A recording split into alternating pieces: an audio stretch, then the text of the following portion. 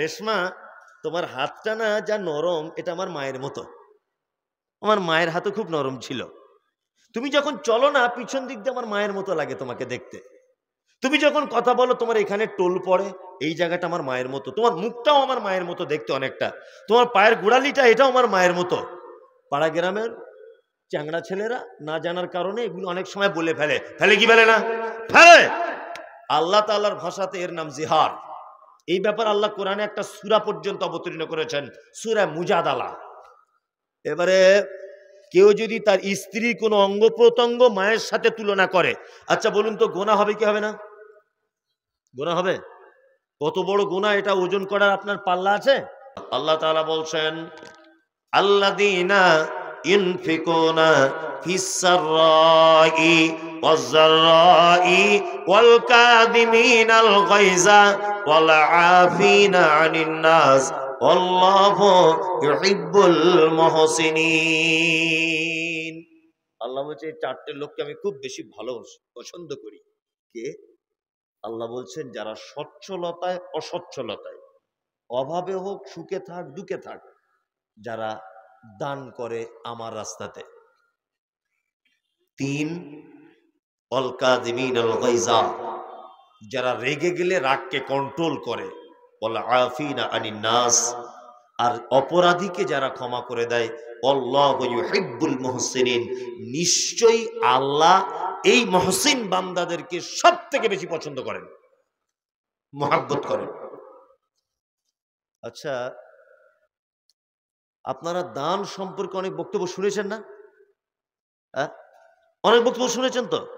আমাকে 5 মিনিট আপনি টাইম দেন, আমি দান সম্পর্কে একটা গোপন তথ্য আজকে আপনাদেরকে দিচ্ছি। আচ্ছা বলুন, অপরাধীদের সাজা বা জরিমানা আল্লাহ সুবহানাহু ওয়া তাআলা পবিত্র আল কোরআনে যত ব্যাপারে জরিমানা করেছেন, আচ্ছা বলুন তো তার বেশি জরিমানা কি দিয়ে? জানা আছে? জানা নেই। আচ্ছা, আমরা অনেক সময় আল্লাহর কসম খাই না? খাই কি খাই না? স্বামী স্ত্রী ঝগড়া হয়েছে, আপনার স্ত্রীকে বলছেন আল্লাহর কসম করে বলছি তোর মায়ের বাড়ি জীবনে যাব না। বলেছেন কখন? রাতের বেলা। নিয়ে আবার দুপুরবেলা বলেছেন, আর রাতের বেলা এক জায়গায় ছিলেন, এদিক ওদিক ফুসলাতে ফুসলাতে আবার মিল হয়ে গেছে, মোহাব্বত। তখন গলা ধরে বলছে তুই রাগ করিস না, কাল সকালেই তোকে আমি মোটরসাইকেলে করে তোর মায়ের বাড়ি নিয়ে যাব। আচ্ছা বলুন তো, এরকম ঝগড়া হয় কি হয় না? হয়। আচ্ছা, ও যে কসম করেছিল তোর মায়ের বাড়ি যাব না, তারপরের দিন আবার নির্লজ্জের মতো চলে গেল, এই কসমের জরিমানা আছে না নেই? কথা বলুন। আছে। কি জরিমানা? 3টা রোজা রাখতে হবে। প্রথমে 10টা মিসকিন খাওয়াতে হবে। 10টা মিসকিন যদি খাওয়াতে সক্ষম না হয়, তাহলে 3টা রোজা রাখতে হবে। কটা? 3টা।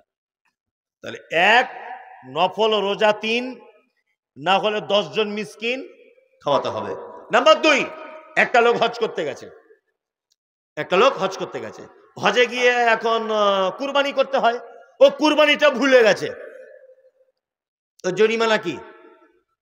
হজের কোন রুকুন যদি ছুটে যায়, এটা জেনে রাখুন, জরিমানা, শাইখুল হাদিসরা বসে আছেন, 1 নম্বর জরিমানা মক্কায় থাকা অবস্থায় সাদাকা করতে হবে। এখন মক্কায় তো সাদকা খাওয়ার কেউ লোক নাই, আছে? নাই, নিরুপায়। তাহলে আপনাকে মক্কায় থাকা অবস্থায় 3টে রোজা রাখতে হবে, বাড়ি এসে 7টা রোজা করতে হবে, টোটাল 10টা রোজা আপনার জরিমানা। প্রথমে আল্লাহ রসুল বলেছেন প্রথমে আল্লাহ কোরআন মাজিদে বলেছে মক্কায় থাকা অবস্থাতে তোমাকে সাদাকা করা লাগবে। এইবার একটা কথা বলি, এখানেও তাহলে জরিমানা দান আর নফল রোজা, তাই তো? নাম্বার 3, আমরা পাড়া গ্রামের লোক না বুঝে অনেক সময় নিজের স্ত্রীদের বলি, রেশমা, তোমার হাতটা না যা নরম, এটা আমার মায়ের মতো। আমার মায়ের হাতও খুব নরম ছিল। তুমি যখন চলো না, পিছন দিক দিয়ে আমার মায়ের মতো লাগে তোমাকে দেখতে। তুমি যখন কথা বলো, তোমার এখানে টোল পড়ে, এই জায়গাটা আমার মায়ের মতো। তোমার মুখটাও আমার মায়ের মতো দেখতে অনেকটা। তোমার পায়ের গোড়ালিটা, এটাও আমার মায়ের মতো। পাড়া গ্রামের চ্যাংড়া ছেলেরা না জানার কারণে এগুলো অনেক সময় বলে ফেলে। ফেলে কি ফেলে না? ফেলে। আল্লাহ তাআলার ভাষাতে এর নাম জিহার। এই ব্যাপার আল্লাহ কোরআনে একটা সূরা পর্যন্ত অবতীর্ণ করেছেন, সূরা মুজাদালা। এবারে কেউ যদি তার স্ত্রীর কোনো অঙ্গ প্রত্যঙ্গ মায়ের সাথে তুলনা করে, আচ্ছা বলুন তো গোনা হবে কি হবে না?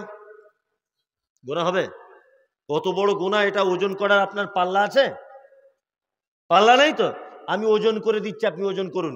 এক, আল্লাহ তাআলা বলছেন কেউ যদি তার স্ত্রী কোন অঙ্গ তার মায়ের সঙ্গে তুলনা করে, 1 নম্বরের জরিমানা ফাতাহরিরু রাকাবাতিন মিন ক্বাবলা ইয়াতামাসসা, একটা গোলাম নিজের টাকা দিয়ে খরিদ করে আজাদ করতে হবে, তারপরে সে তার বইয়ের গায়ে হাত দিতে পাবে, তার আগে নয়। প্রথম জরিমানা। যদি বলছেন মৌলী সাহেব আমার তো পয়সাই নাই, কি করে গোলাম আজাদ করব? কি করে গোলাম আজাদ করব? দ্বিতীয় জরিমানা ফাইন লাম ইয়াজিদ ফাসিয়ামু শাহরাইন মুতাতাবিআইন, গোলাম আজাদ করার যদি ক্ষমতা না থাকে তাহলে তুমি কি করো? 60টা রোজা রাখো। কটা? 60টা। হুজুর রমজান মাসেই তো রোজা করতে পারি না, আবার 60টা? শুধু 60টা রোজা নয়, 58টা রোজা করেছেন, একটা রোজা তারপরে ভেঙে গেছে, আবার প্রথম থেকে শুরু।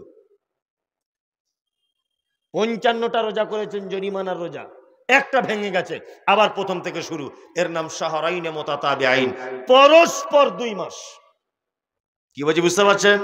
মৌলী সাহেব আমি 2 মাস রোজা রাখতে পারবো না, জরিমানা 3।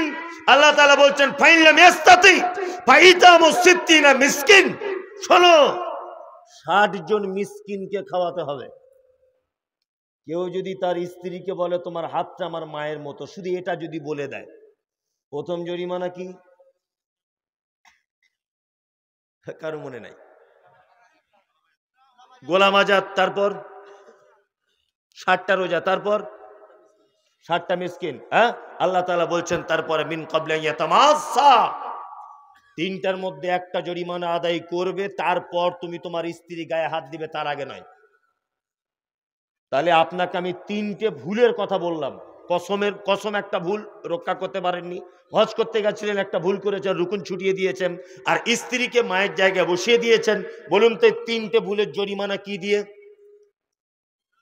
নফল সিয়াম, নফল রোজা, আর সাদাকা দান। মিসকিনকে খাওয়ানো মানে এটা সাদাকা নয়? সাদাকা।